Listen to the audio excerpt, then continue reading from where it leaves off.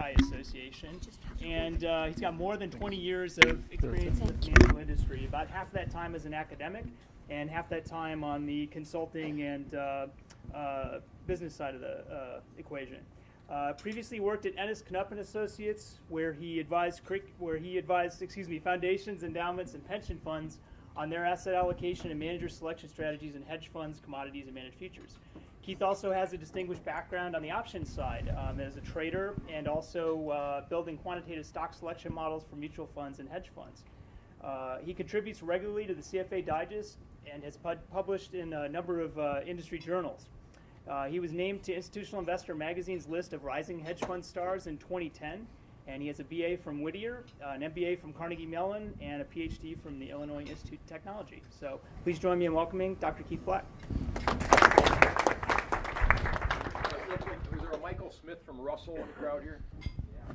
Could you check in over here, please? Do I bring my jacket?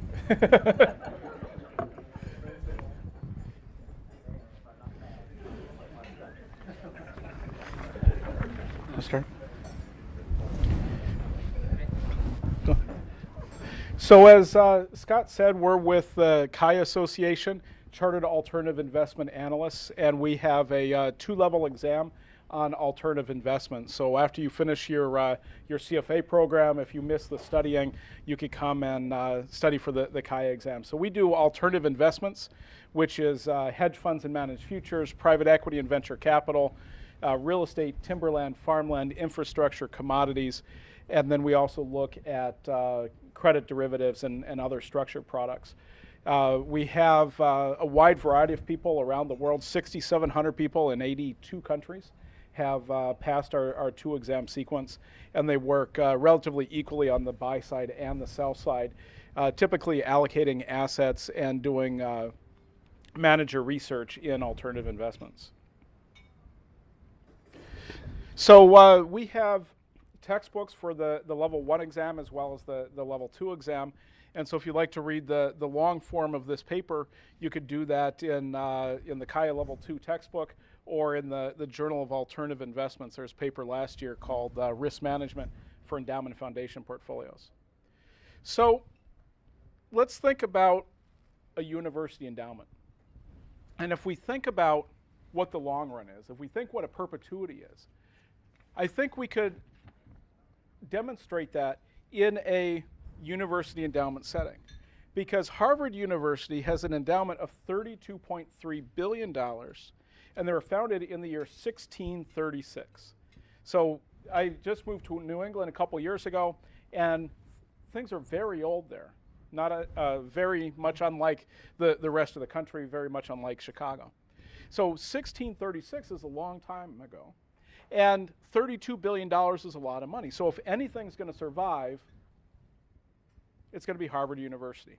And so the idea of an endowment is to make sure that we have sufficient assets to survive in perpetuity.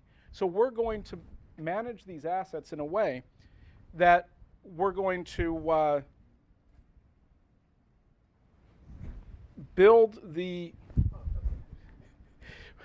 we're going to manage these assets in a way where the assets will live forever, but they'll also be able to maintain benefits for the current generation and for future generations.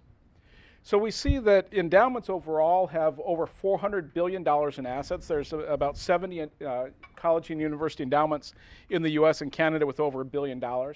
And here in Seattle, you're certainly familiar with the Gates Foundation, which is the largest foundation.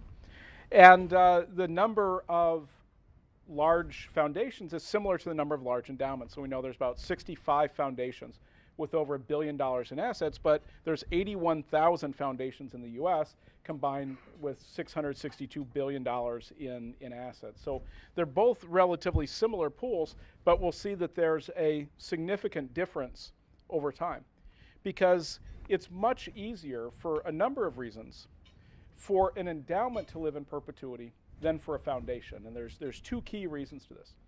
The first is that according to US tax laws, foundations need to pay out a minimum of 5% spending rate every year. And endowments do not have that restriction. And so simply having a flexibility in the spending rate makes it a lot easier for your money to last longer if you can choose to pull back on your spending. And so we see that there's a legal minimum of 5% on the foundation side, but endowments average about 4.4% on their annual spending rate.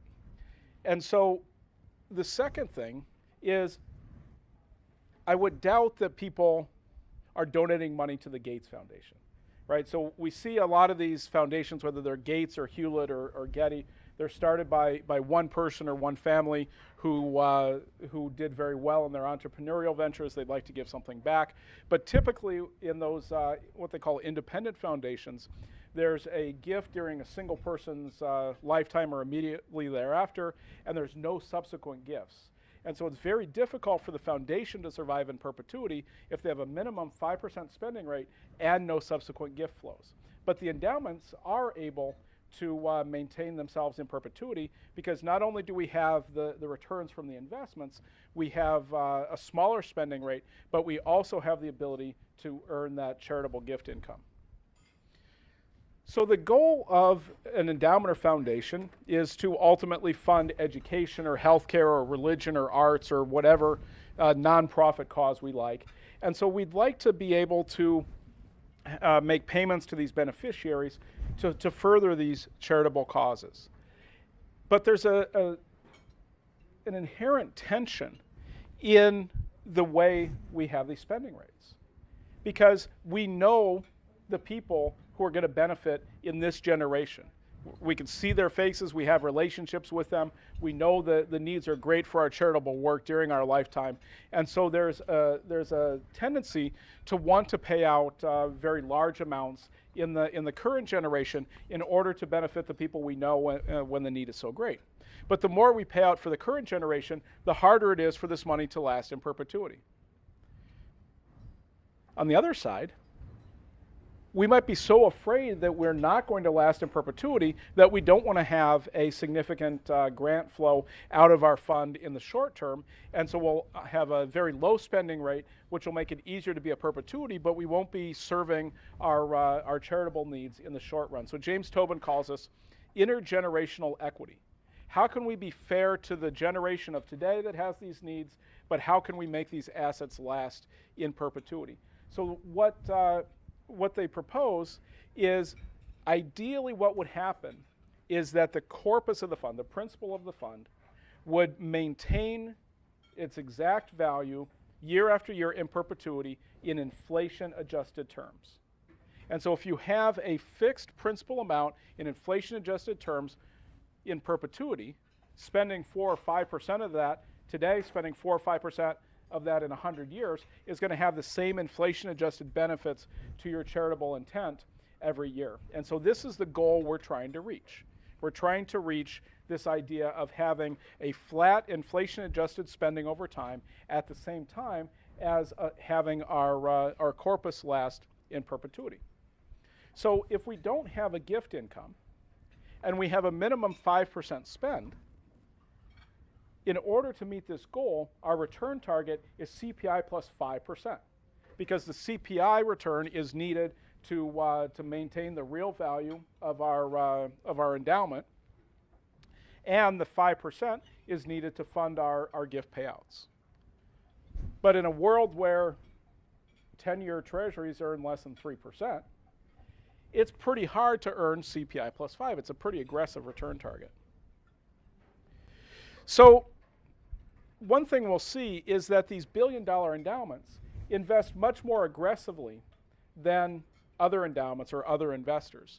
But they've made it work. Over the last 10 years, the endowments over $1 billion compounded at 8.3%, while the consumer price index compounded at 2.3%. So over the trailing 10 years, the billion-dollar endowments earned a real return of 6%, and if they're spending at a rate about 4.5%, they're actually growing in inflation-adjusted terms.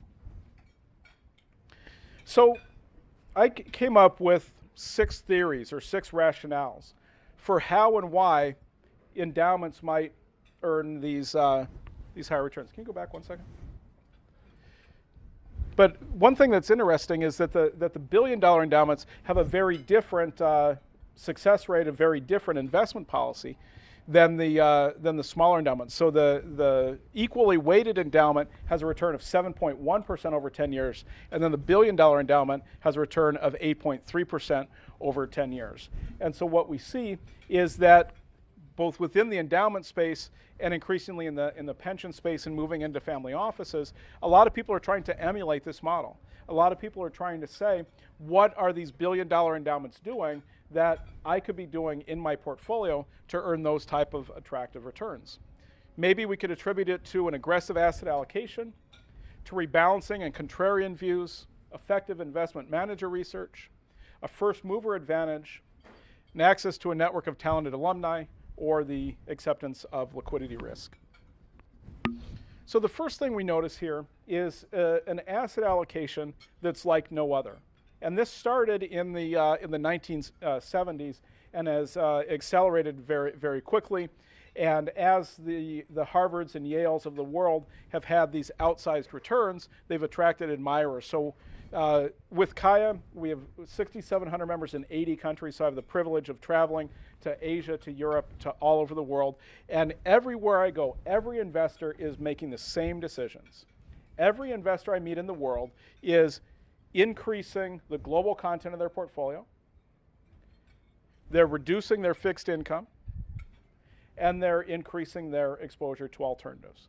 Maybe it's from 0% alternatives to 2%, right? But every investor in the world is trying to go more global and more alternative, and in this world of low rates, they're trying to move away from fixed income.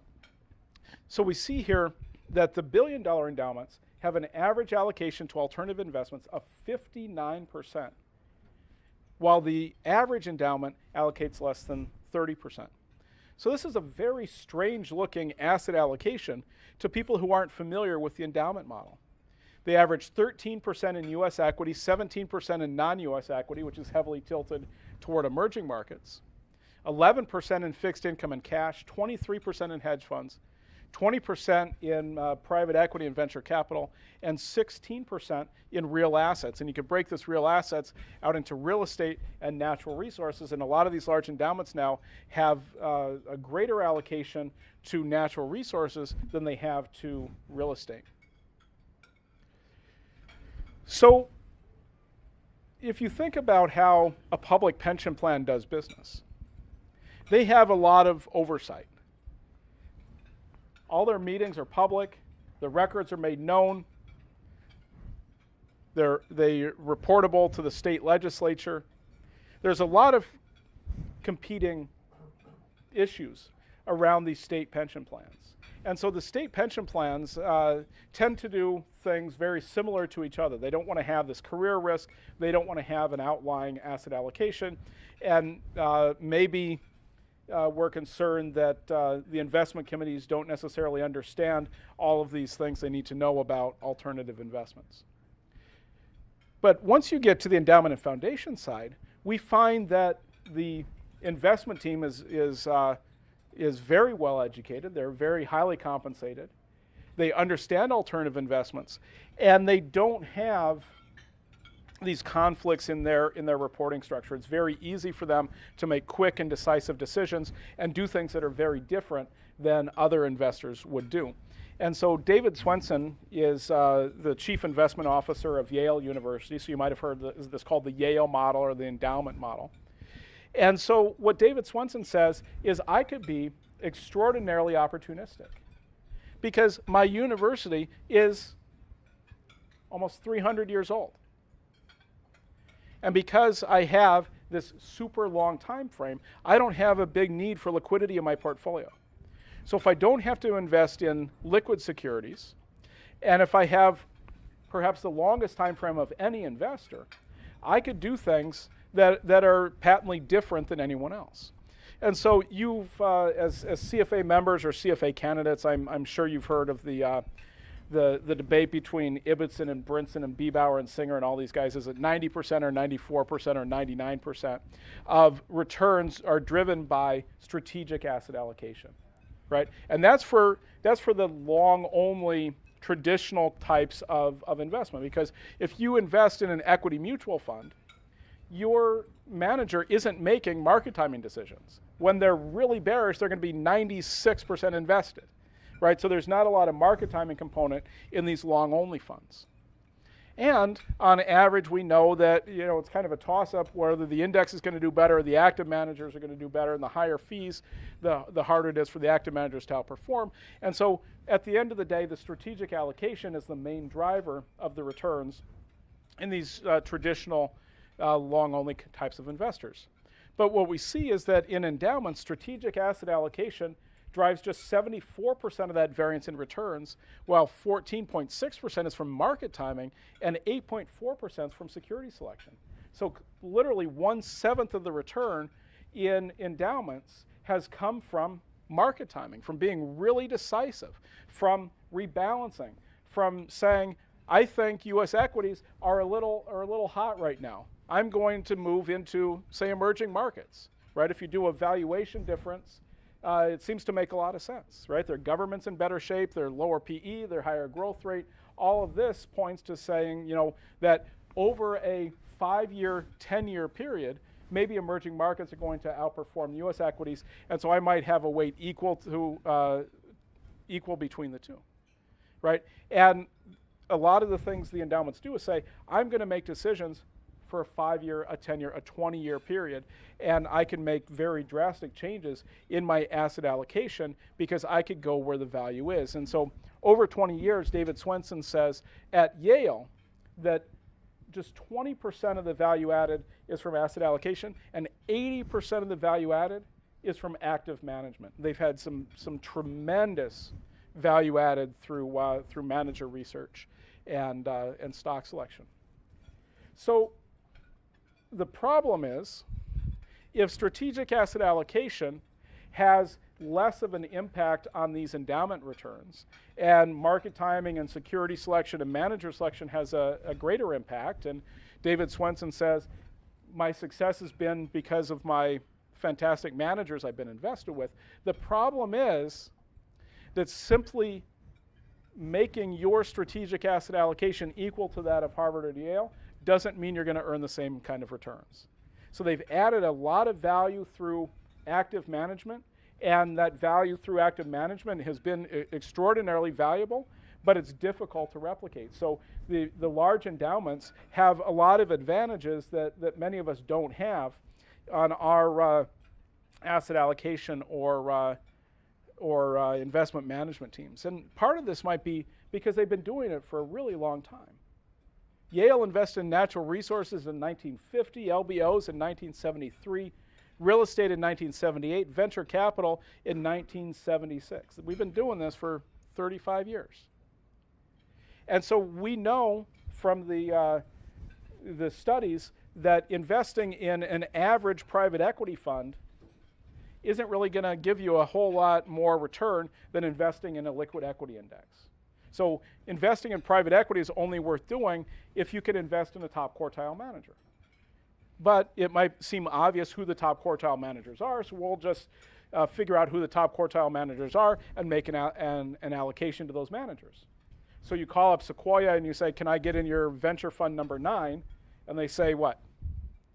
Get in line, right? We're fully subscribed from Harvard and Yale and MIT and the Gates Foundation and everybody who's been doing this for 30 years. We don't have room for new limited partners. So even if you could identify who the best private equity managers are, you might not have access to them because the people who've been investing in that space for 10 or 20 or 30 years, they have enough capital to fill that manager's capital raise for their next fund. And this is probably my favorite slide. And I don't think a lot of people have seen this study from Li, Zheng, and Zhao called Investing in Talents from JFQA in 2011. And the way to get published in a top financial journal today is to find or build a data set that no one else has. So they really went out of their way with this study. So they took a hedge fund database, and the hedge fund database has the assets and the returns and the style, and you could figure out what the style benchmarks are, all of that. And it had the portfolio manager's name. So they went through this hedge fund database of thousands of hedge funds, and they found the undergraduate university that each of the portfolio managers attended. So a lot of legwork, right? So they found the undergraduate school where each of the portfolio managers attended, and they found that university's average SAT score. And so now they said, I'm going to figure out how smart hedge fund managers are, right? And so what the study says is that the middle 50% of managers attended undergraduate schools where SAT scores average between 1199 and 1421. That's the 79th and the 97th percentile, right? So 75% of hedge fund managers went to schools in the top quartile, which doesn't surprise us, right? But here's what's surprising. Hedge fund managers attending schools with higher SAT scores earned higher returns, lower risk, and greater inflows. Simply knowing where the manager attended their undergraduate studies helps us understand what the risk-return trade-off of their hedge fund is going to be. And a 200-point difference in SAT scores explains 73 basis point higher returns. And no similar effect was found for managers in mutual funds. So they went out to a mutual fund database, found thousands of those managers, correlated that to their universities, and didn't find an effect.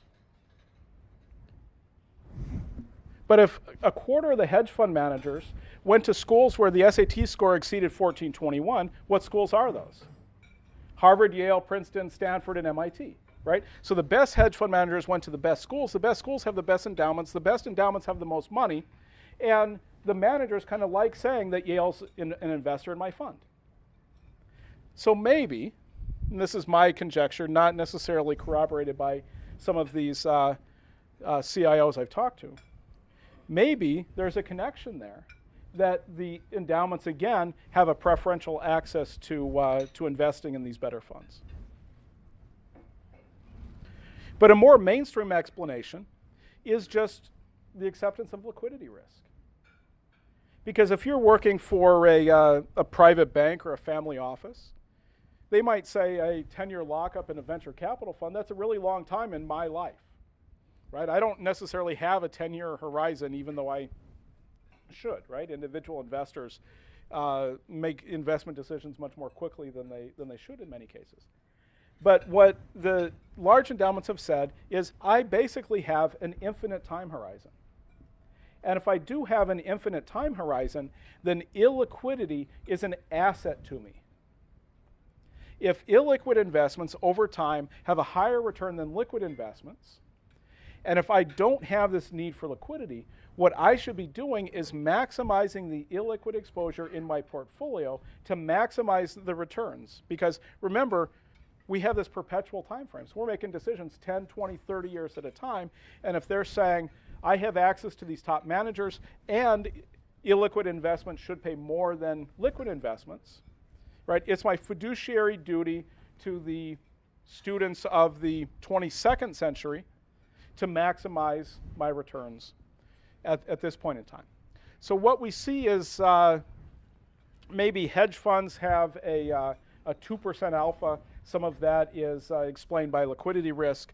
And if you're going to go into a 10-year lockup for private equity or venture capital, you might demand a liquidity premium of 6% a year. And so if you can invest to earn those types of illiquidity premiums over time and have very large allocations to those illiquid investments, then you might have the potential to earn significantly higher returns. So before 2008, everybody wanted to be Harvard. Everybody wanted to be Yale. They were invincible.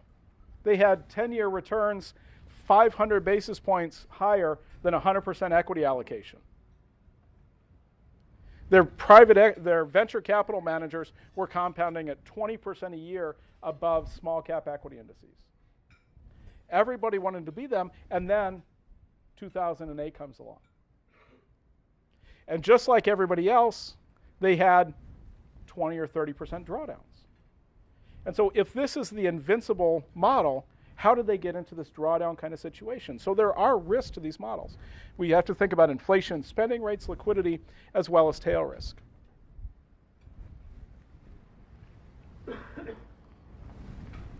So we have to think of how we define risk in our portfolios.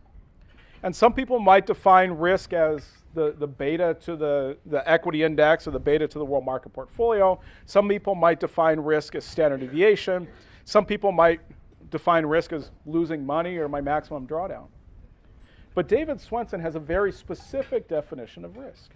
He says that spending at a rate of 5% of the endowment's 5-year average value runs a 50% risk of losing half of the endowment's real value during the course of a generation. So what's his risk measure?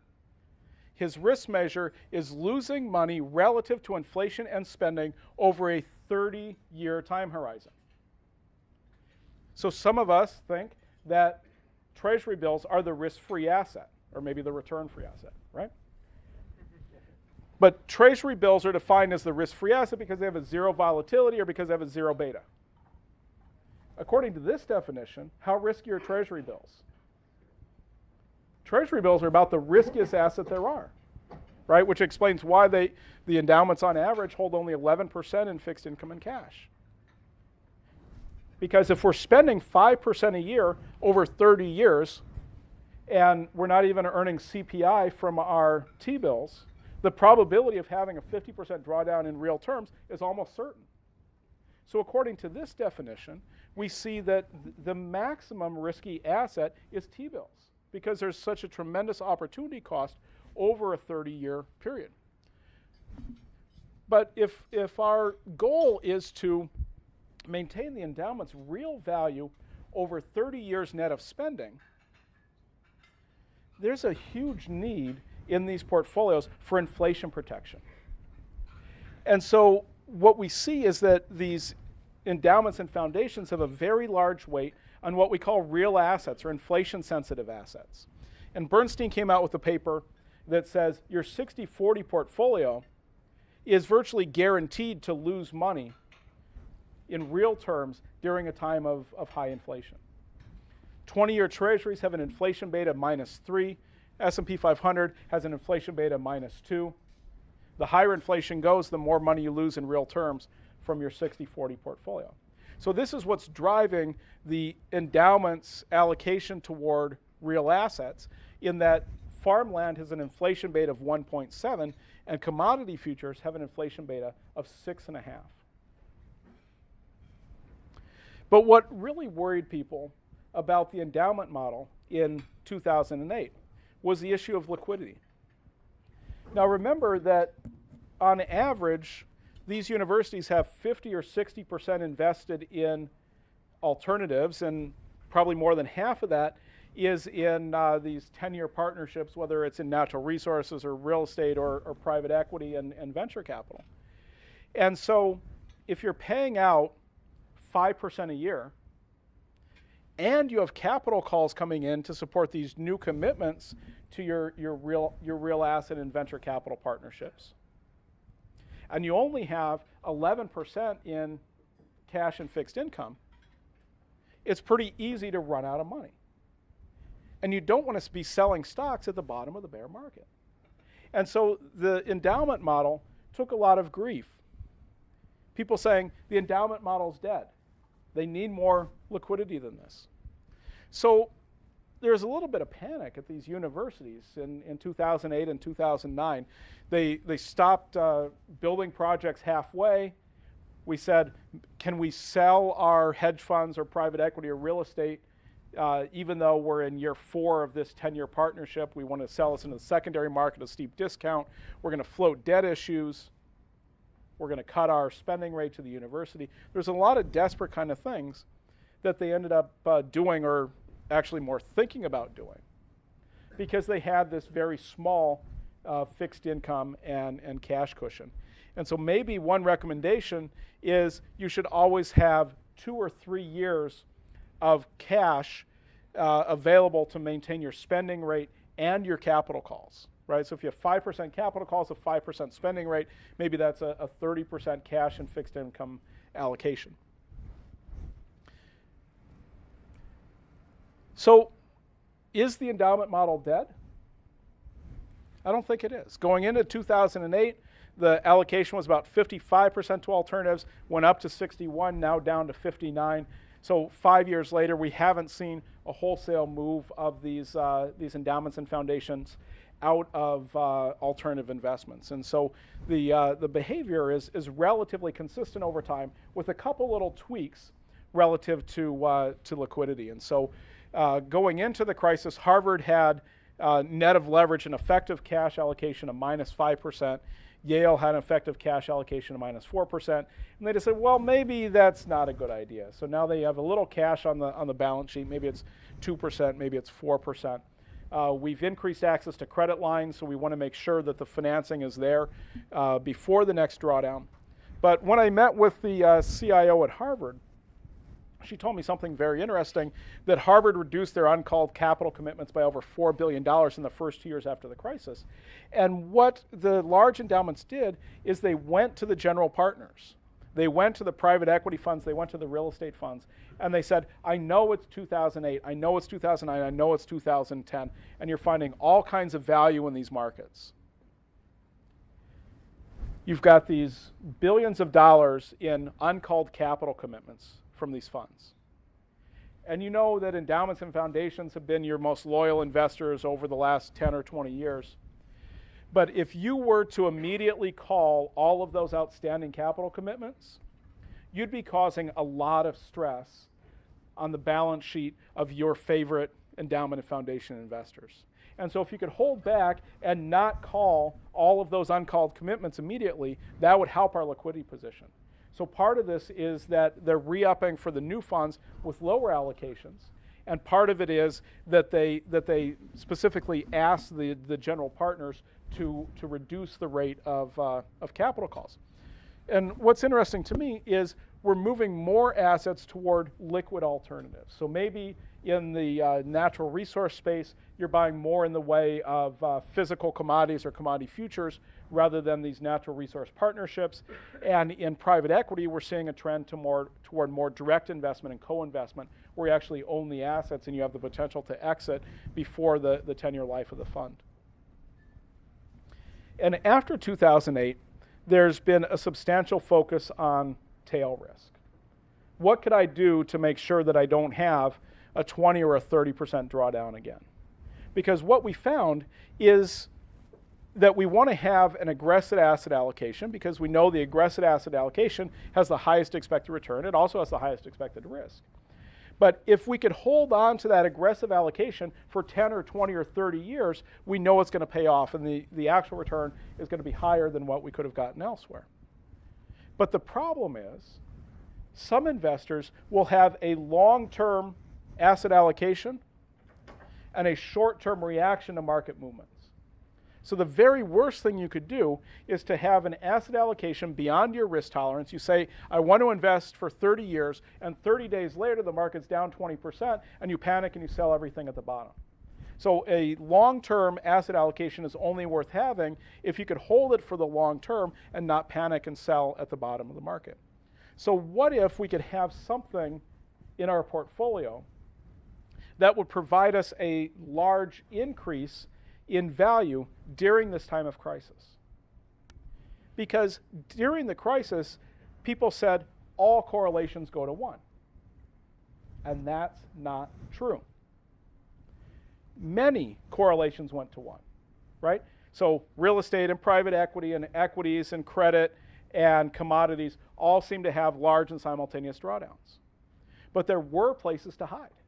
Right? Managed futures increased in value by 18% in 2008. Treasuries and investment grade credit increased in 2008.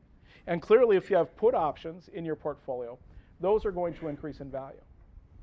And having these hedges in place, being able to cut off that right tail of losses, is extraordinarily valuable for 2, maybe 3 reasons. One is that if you have these tail hedges in place, you aren't going to get into the fear cycle at the bottom of the market and be liquidating your investments. The second is, if you have insurance in your portfolio, you might be able to have an even greater allocation toward risky investments. And the third, and perhaps the greatest thing, is what happens when your put options or your managed futures fund has a 20% return in 2008. You have capital available for something else, right? So the best thing for you to do was to liquidate your put options, to liquidate your managed futures. You have 20% of your portfolio in cash. At exactly the time the S&P is trading under 700 and credit spreads are 700 basis points wide. You could be the one who's buying these secondary interest in LPs from other panicking investors. And so if you have this tail hedge protection in place, you get this big 20% slug of cash. Not only are you not panic selling, you're actually able to profit from the panic buying. That's exactly the trick. That's exactly the trick, because over the long run, we know that put options have a negative value, right? Even if you hold them through the crisis and they pay off, if you keep paying that protection year after year, that's going to have a negative value, right? And managed futures, right? Managed futures had an 18% return in, it's on the next page. They had an 18% return in 2008, and immediately after, in 2009, 2010, assets doubled. Everybody wanted to own managed futures, and now that they've been flat to down for 3 years, everybody's starting to think, maybe I want to liquidate my managed futures. But were the managed futures in your portfolio for insurance? Do you care what your insurance returns when the equity up market's up 30%? Right? So again, let's be long-term in our asset allocation.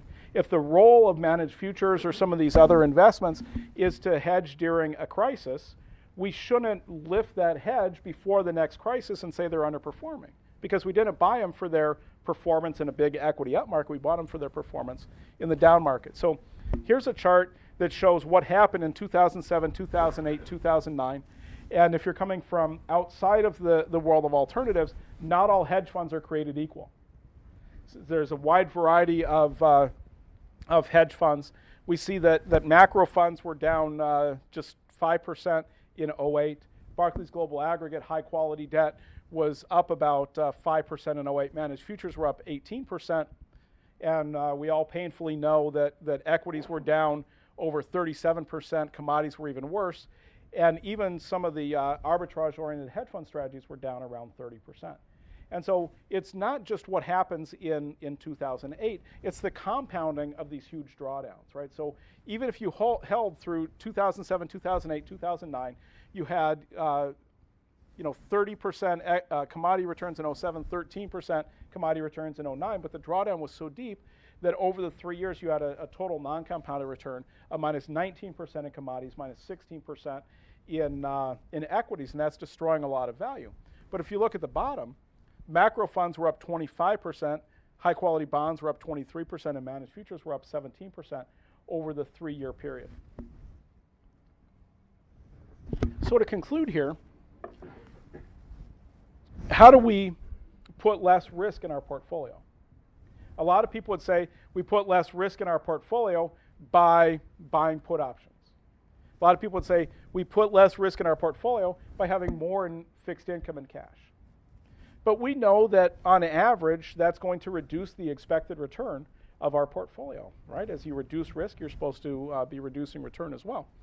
But over the almost 20 years looking back, we see that S&P 500 was up 9%, global stocks were up 7%. But if you could hedge with a positive returning asset, macro was up 11% a year over 20 years. Global ag was up 5.6%, and managed futures was up 5.1%. So there's not a lot of opportunity cost to putting these tail hedge type of investments in your portfolio. So in conclusion, I don't think the endowment model is dead. There's been a couple of tweaks on liquidity. We're holding a little more cash, we're holding a little more tail hedges, and within our alternatives allocation, we're trying to have more liquid investments. So rather than going to an LP, we're going into managed accounts, or we're going into direct or co-investments. But I don't think that the endowment model is dead. So there are ways to emulate endowments and hopefully have greater success. But investing in alternatives is not easy, and a lot of the success story has come from their manager research advantage, which has proven fairly difficult to emulate. Question? Why did the endowment model perform so much better from 2000 to 2003 than it did from 07 through 09? We made a lot of assumptions about what correlations were going to be, right, and what liquidity was going to be, and so part of the trouble was we were making the assumption in private equity and real estate, where we had an overcommitment strategy. So the way private equity and real estate work is we have a 10-year life to these funds. We make a commitment this year, and then our capital is called down over 3 years. And then when the investments are liquidated or exited in year 8 or 9 or 10, that cash comes back to you. But because it takes 2 or 3 or 4 years to get fully invested, some of these investors said, I'm going to have this overcommitment model where I'm going to make a commitment that's 130% of where I actually want to be, because it's going to take some time to get into this. And so we were making the assumption that the cash flows from the exiting limited partnerships were going to be sufficient to pay the capital calls on the new commitments. And so what we ended up doing was having a mismatch in that where the capital calls accelerated to some extent, and clearly the exits slowed down, and that created part of this liquidity crisis, right? And it was difficult for them to move beyond that.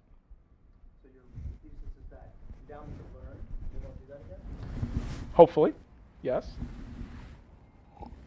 Hopefully we won't have, there were actually a couple of endowments who had capital calls that were greater than the NAV of their fund for a brief time, right? Because they were 80 or 90% invested in these illiquid investments, and they thought all these exits were going to come in. And when those exits didn't come in, and they had these future capital calls, they had some issues. So the whole point of this is, what have endowments learned? And they have made some changes. Other questions? Yes? Have you done some work looking at, maybe this is more relevant to the under $1 billion endowments, looking at the difference in performance between those that have an internal CIO and internal versus those that rely on a consultant or outsourcing? Right. So that's a big part of the story, right? So the over $1 billion endowments average an investment office staff of 12 people. And they manage a big part of their assets internally. But when you get into the under 100 million, the average person in the investment office is a 0.7 full-time equivalent, right? So the CFO of the university is also doing the investment management, and that's pretty hard for them to do. And so there's a whole lot of difficulties when you're in this under $100 million space, right? Because you don't have the full-time staff, right? And you don't have enough money to invest in single managers and diversify appropriately. So you might not have the liquidity, you might not have the staff, you might be forced into some of these multi-manager products, which might have higher fees. And so there's a whole lot of headwinds against these smaller endowments. And so the smaller endowments tend to be much more in more liquid alternatives when they are in alternatives. But that's where this outsourced CIO comes in, right? And so the outsourced CIO or the consultant will say, I have a solution where I could do all of the manager research for you. I could make the investments for you. And if I could go into a pooled vehicle of 100 small endowments, now what we could do is we could invest in, 20 private equity managers and 20 hedge fund managers, where we can meet all the minimums without going through the fund of funds kind of fee. And you pay me a salary, similar to what you would pay a CIO to work full-time for you. And that creates a lot of advantages. So we see that the smaller the endowment is, the more likely they are to have an outsourced CIO or a consultant working on their plan.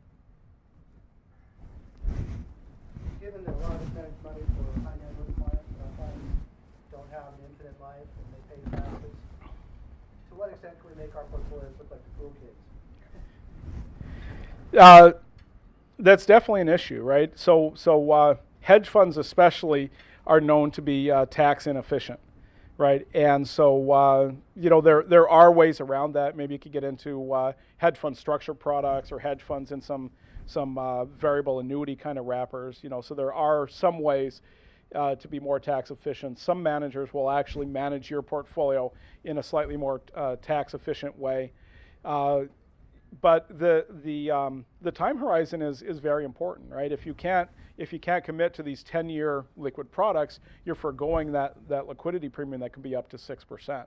And so if you don't have access to the top managers and you don't have the time frame to be in that 10-year life product, it's a lot more difficult to get these kind of results. So should we try? That might be the lesson, right? David Swenson says, don't try this at home, right? We have a lot of resources that smaller endowments or retail investors don't have, but we are seeing a tremendous increase in the liquid alternative space, right? So we're seeing long short equity hedge funds, managed futures, commodities.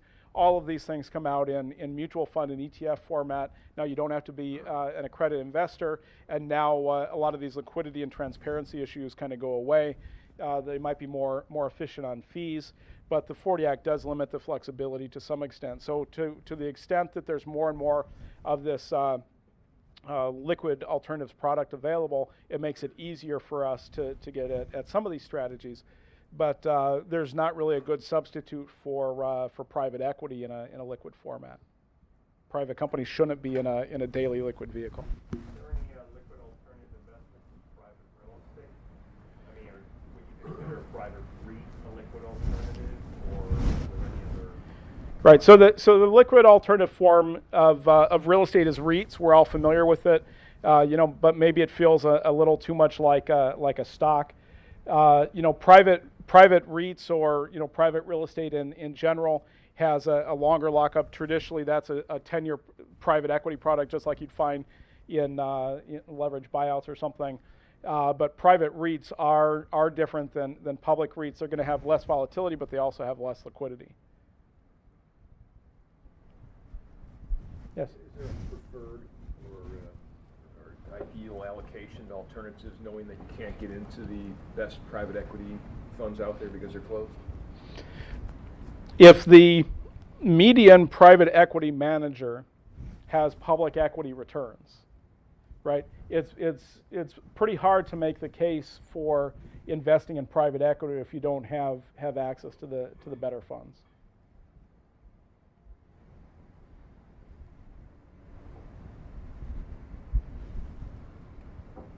Other questions? Aren't a lot of those better funds more open today than they were prior to the crisis? On the hedge fund side, they are. On the private equity side, I'm not too sure. Right, and the performance persistence has been much stronger on the private equity side than on the hedge fund side. There's a much greater availability of hedge fund product today than there was before 2008.